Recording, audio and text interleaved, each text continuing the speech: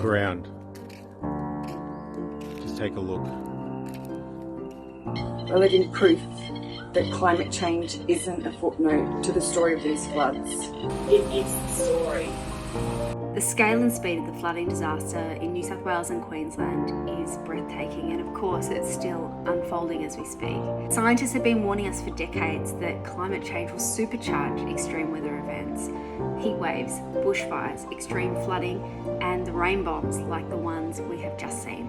But the federal government for the last 8 years has not heeded the call. So where are our leaders? I can't even describe the words. I feel enraged for the lack of support and the lack of clear leadership. Australians are paying a high price for the Morrison government's failure to tackle climate change and to prepare communities for worsening extreme weather.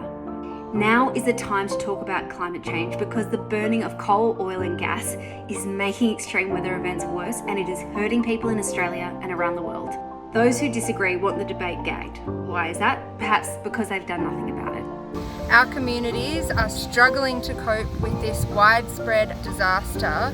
Time and time again, our communities and the experts are being ignored.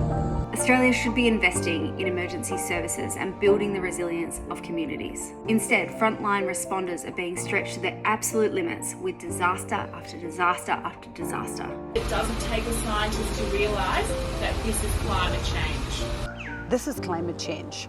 This is climate change. We need our federal and state politicians desperately to step up and show leadership in this time. We see you, we're calling it out. Australians deserve better than this. We're calling on all federal parties and candidates to show leadership on this issue, to step up to the most critical issue of our time and of all time. We have everything to lose if you don't. Authorised by Amanda Mackenzie, Climate Council of Australia Limited, Sydney.